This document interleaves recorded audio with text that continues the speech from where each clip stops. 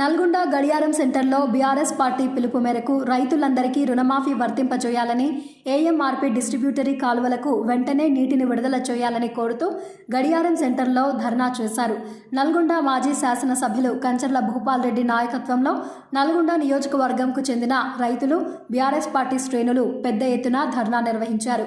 ఈ సందర్భంగా కంచర్ల భూపాల్ రెడ్డి మాట్లాడుతూ రేవంత్ రెడ్డి ప్రభుత్వం రైతులను తీవ్రంగా మోసం చేసిందని, తాము అధికారంలోకి వచ్చిన వెంటనే 2 లక్షల రుణమాఫీ అందరికీ చేస్తామని ఓట్లు వేయించుకొని గద్దెనెక్కిన కాంగ్రెస్ ప్రభుత్వం మాట తప్పిందని, యాదగిరి లక్ష్మీ నరసింహస్వామి మీద ప్రమాణం చేసిన రేవంత్ రెడ్డి ఆగస్టు 15లోగా సగం మంది కూడా రుణమాఫీ చేయకుండా రైతన్నతో చెలగాటమాడుతున్నారని, రైతులందరూ ఈ విషయాన్ని గ్రహించుకుని ప్రభుత్వం మీద తిరగబడాలని కోరారు.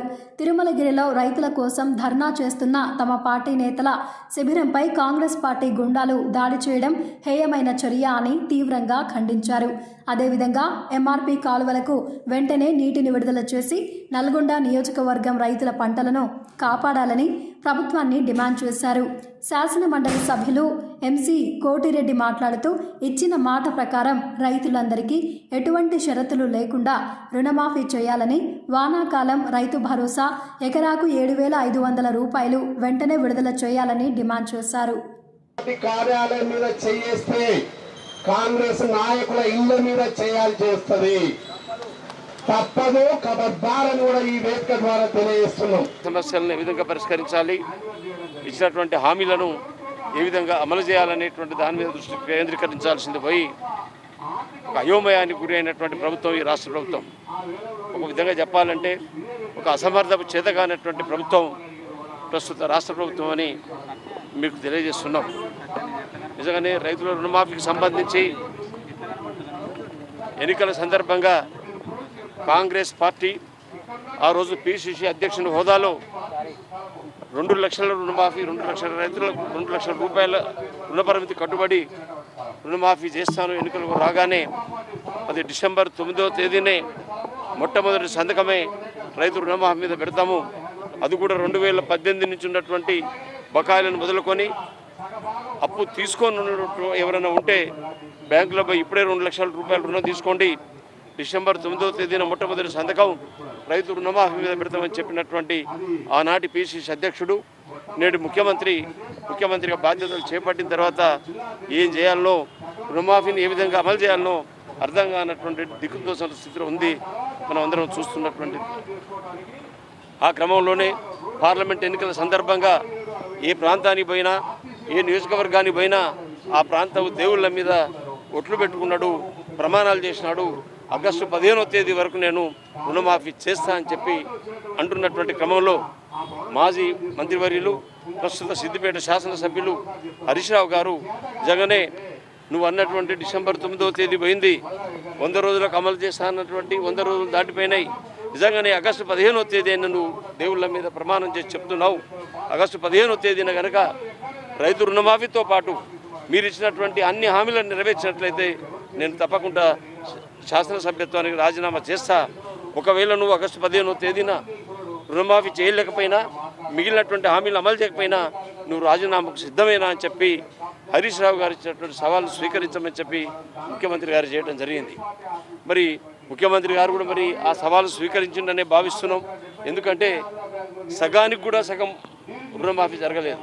ఆయన వైరా సభలో మరి రుణమాఫీ చేసినామని ఇచ్చిన మాట ప్రకారంగా హరీష్ రావును రాజీనామా చేయమని కోరినాడు అని ఆయన ఉద్దేశం. అంటే ఆ సవాళ్ళను ఆయన స్వీకరించినట్టుగానే భావిస్తూ నిజంగానే రుణమాఫీ ఏ మేర జరిగిందో ఆ రైతాంగాన్ని అడిగితే తెలుస్తున్నది.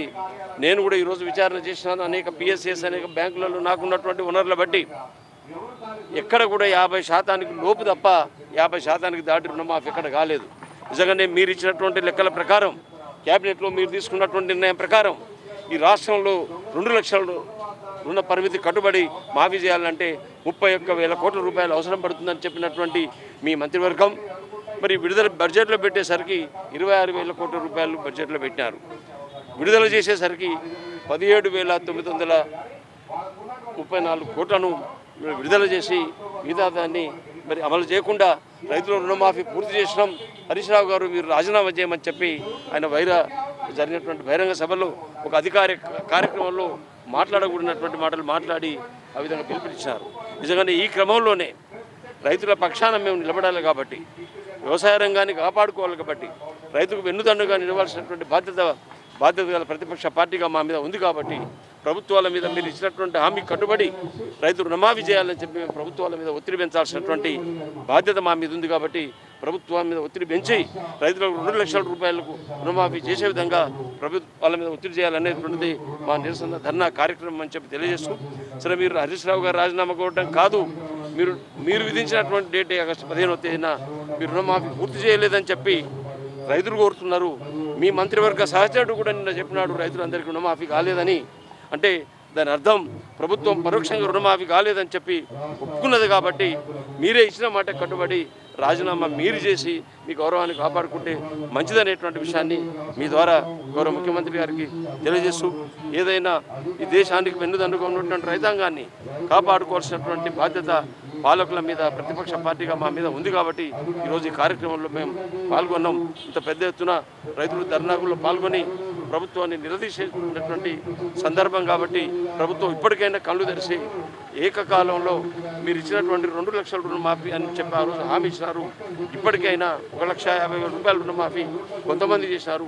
మిగిలిపోయినటువంటి రుణాలను 2 లక్షల రూపాయల రుణ పరిమితి కట్టుబడి రైతాంగానికి అందరికీ కూడా రుణమాఫీ చేయాలని చెప్పి మేము డిమాండ్ చేస్తూ, ఆ రోజు ఎన్నికల మేనిఫెస్టోలో ఎన్నికల సందర్భంగా మీరు ఇచ్చినటువంటి హామీలు, ఆంక్షలు లేవు, నిబంధనలు లేవు, అందరికీ రుణమాఫీ చేస్తా అని చెప్పినటువంటి మీరు ఈరోజు ఐటీ పేరు మీద, ఉద్యోగాల పేరు మీద రేషన్ కార్డులను ప్రామాణికంగా తీసుకొని రుణమాఫీ చేస్తుంటే, నిజంగానే ఒక ఇంట్లో 3 రైతులు ఉంటే ఒకటే రేషన్ కార్డు ఉంది, 3 రైతులకు 6 లక్షల రుణమాఫీ ఉండాలి.